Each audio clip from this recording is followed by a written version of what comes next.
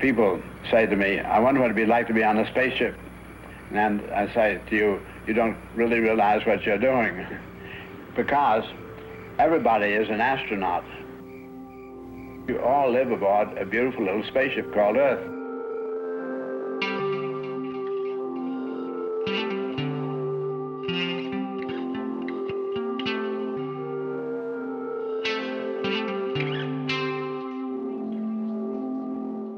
Fuller, either he's not an architect or he's the only architect. So he tried to think, what's the architecture of the invisible, of the cosmos? And for him, this was not just a kind of a metaphor. He really thought that there was a kind of a secret structure to everything.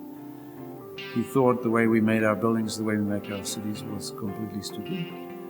He thought there was a kind of a magic in the universe. And this, of course, means for many people he was an unbelievably romantic figure, charismatic, mystical guru, and many other people that hated him. All of his concepts, I think, they try to reach an idealized, perfect sort of a solution, you might say. He's always going beyond what was known at that time and pushing the limits.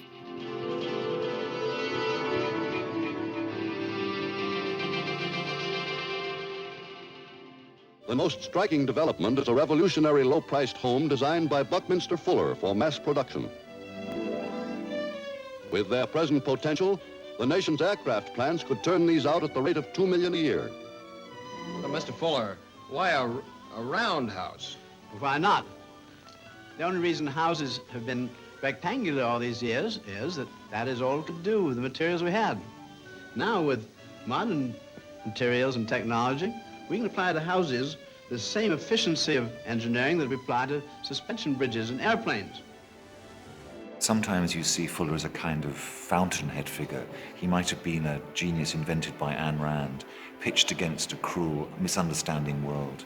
And of course, the conventional world of study and scholarship hates self-taught geniuses, hates people that you can't categorize, hates people who try to be both rocket scientists, architects, inventors, but they can't dismiss him either.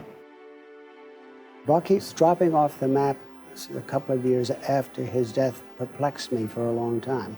He had been so much a cultural hero to several generations of students. And his work was out there. His books were published. And a lot of influential people, particularly in the architectural profession, were very impressed and influenced by his work. Inventor, architect, sailor, poet, physicist, mathematician, author, and natural philosopher. R. Buckminster Fuller, known as Bucky the world over, has dedicated his life's work to the understanding of universal principles in natural forces, and the application of those principles in designing inventions that he calls artifacts. Bucky was, in many ways, misunderstood, underrated, underappreciated. I think his messages are perhaps more appropriate now than ever in our history. I hear a lot of people say, I don't like machinery and technology, it's making a lot of trouble, upset all the old things. So we're going to take all the machinery away from all the countries in the world, all machinery. All the tracks and the wires and the works, we're going to dump it all in the ocean. And you'll discover that within 6 months, 2 billion people will die of starvation, having gone through great pain on the way. So you say, that's not a very good idea, let's put the machinery back where it was. Then, we're going to take all the politicians from all the countries around the world, and we're going to send them a trip around the sun. And you find we keep right on eating. And with the political barriers down, you'll have what the scientists have said is necessary. The scientists say very clear, you could make the world work and take care of 100% of humanity at higher standard of living than anybody's ever known, despite an increasing population, but you can't do it with the barriers any more than you can try to run the human organism with a wall between the ear and the eye and the stomach. Buckminster Fuller's always had a preoccupation with the world.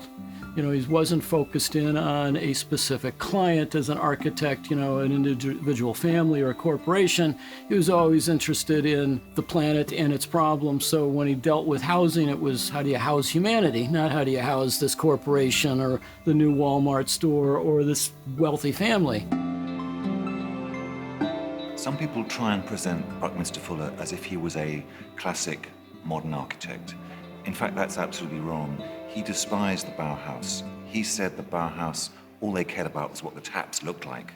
What Fuller wanted to know was where was the water that went through the taps coming from, and how would you produce that water cheaply, efficiently? He looked at the problem from a holistic point of view. The Bauhaus was looking at it from the building point of view, and that's what bothered him about, you know, the Bauhaus. He had great friendship with Walter Gropius, but the point is that it was just a different way. And so that's why, you know, in some of the film interviews, you've probably seen Philip Johnson, well, Bucky was not an architect. Well, Bucky didn't want to be an architect.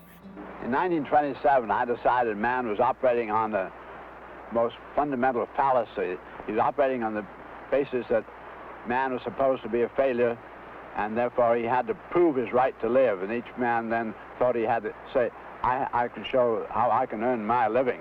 The other people are supposed to die. I decided that the fallacy was that man, as designed, was designed to be an extraordinary success. His characteristics were just magnificent. And what would be necessary would really be to find out what were the great comprehensive patterns operating in the universe, how then the metaphysical man as mind could become the master of the physical. So I then said, I think my first grand strategy of finding out how to use the world's resources so they will take care of everybody would come back then to how to take care of his living equipment. This brought me then to what I call the Dymaxion Tower House, the 4D Tower House.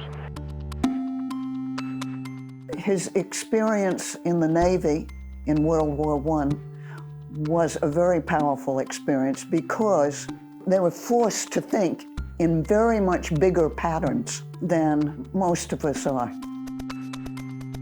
He had served in the Navy, and there was a sense about his work of achieving the best possible performance in adverse conditions. Dymaxion was one of those many words that he made up, which was to do with maximum performance for least effort. Ladies and gentlemen, this is a first and very crude paper model of a house designed for industrial reproduction. Its requirements must be that it should be proof against fire, flood, tornado, earthquake, electrical storms, marauders.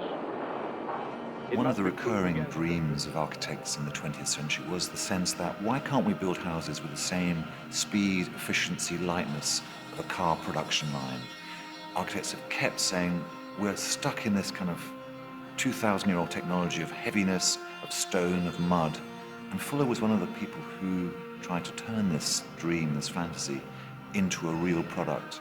And as a result, in 1932, he was not exhibited in the Museum of Modern Art exhibition on modern architecture.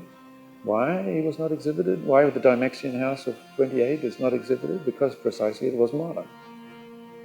Modern architects hated something that was actually modern. It was not a kind of gizmo, a sort of technological fantasy. I mean, this was very much about the ecology and the poetry of the lifestyle within a building.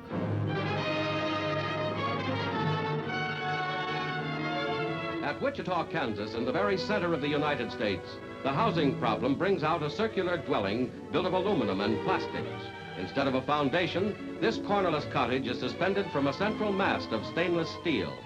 The engineering principle, with the safety factor of a suspension bridge, permits new ideas like a revolving roof. The clothes closet appears... There are many threads which weave around Bucky. The science fiction thread, if you like, in the early part of his career, the golden, streamlined age. A roundhouse may seem strange, but in a housing shortage, people are giving attention to all new ideas.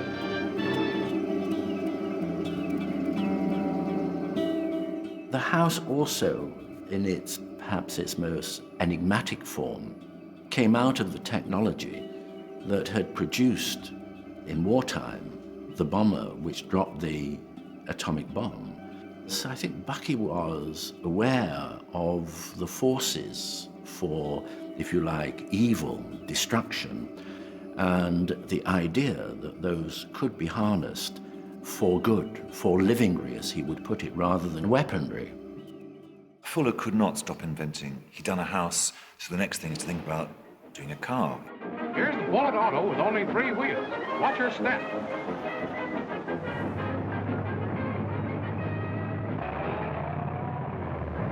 "19 feet long, but look at it do ring around a Rosie with this cop.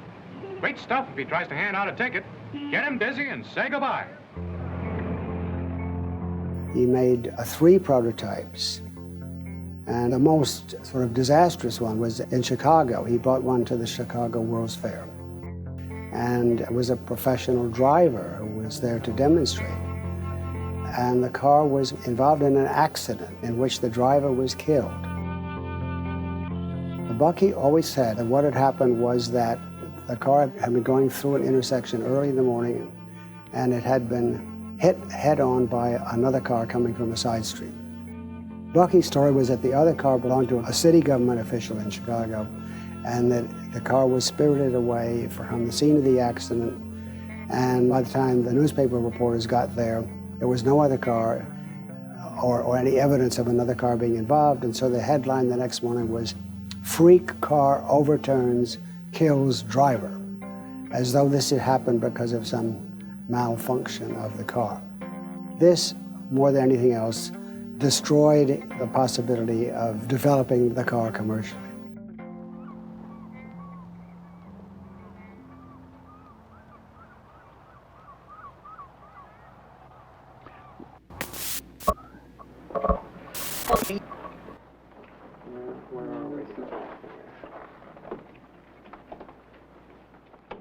Fuller has often been accused of being like 50 years ahead of his time.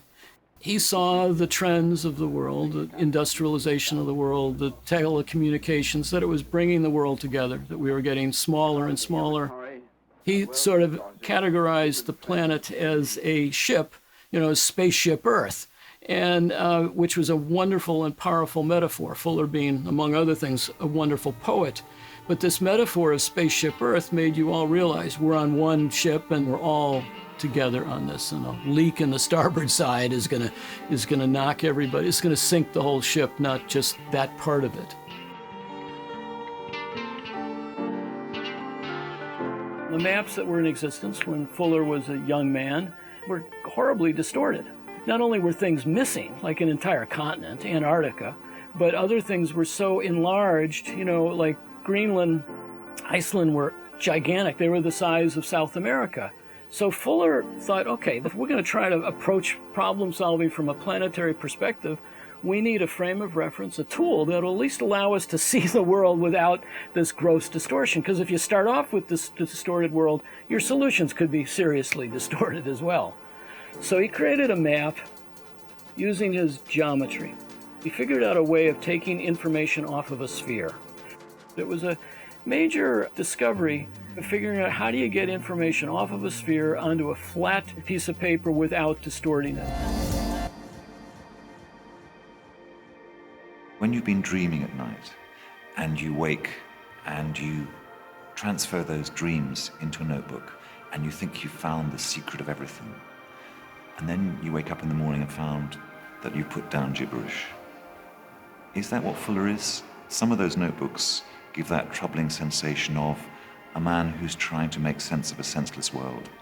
And yet in those strange, ugly, crude drawings, you also find the traces of someone who has really understood the nature of geometry of the universe. I think that he really believed that he had succeeded in understanding the universe. And he said it came entirely through his mathematics. He did develop a new form of mathematics that used different principles from Euclidean mathematics.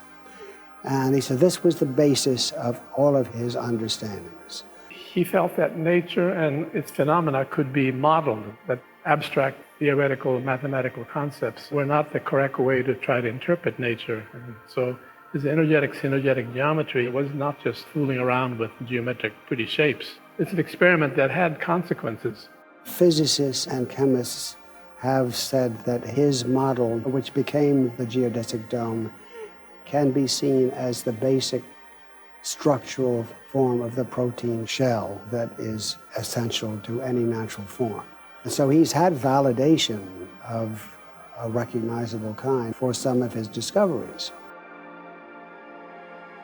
And out of the mechanical competence initiated in the power-borne airship comes the birth of our ability to convert our resources to serve not 30% of the population, but the whole of humanity. This is a geodesic dome designed for the United States Marine Corps, and now in mass production and could be produced for $1,800. I think that Fuller was himself probably an alien, right? I mean, do we have any real evidence that he was an ordinary human? Right? What would the evidence be? He didn't think in such a simple way, seemed to be thinking far ahead of his time, still ahead of today's time. For him, the universe was all about radiation. The universe is something that you tune into. It's not a thing, it's not an object. He didn't really believe in objects. I think the people who really misunderstand Fuller, you look at the objects, even the structural systems, say, that's Fuller. For Fuller, no, he was interested in the way the universe is radiating ideas. His basic attitude, I think, was that if people could understand, if they could have explained to them how things really worked, they would choose the best course. They would act rationally. And I came to feel that this was his main flaw. He didn't allow for the irrational aspect of human behavior. He couldn't possibly have foreseen a time like this one where opinion triumphs over fact again and again and again. That just would have been unthinkable to him. You don't try to change humanity, you change the environment. Because you're not going to change the human nature, but you can change the environment, which will then affect how humans behave. And that's what he wanted to do. Bucky had this extraordinary awareness of being on a huge sphere, a planet, which was rolling on its axis and traveling through space. And Bucky wrote a poem where he exhorts the reader to feel with him the power of this rolling sphere. We're revolving really quite rapidly now. Then you feel this enormous Earth revolving here on the polar axis. I want all of you to look at it with me now. Look at that thing and feel this great horizon. The sun is not doing a thing. We are really rolling, you see. This is absolute reality. Boy, she's really moving quite rapidly now. You feel it. The wider apart your legs, the more you feel it. Now we're really going around. Boy, it's wonderful to really feel this enormous big sphere we're on. I've traveled enough to know I feel it really powerfully.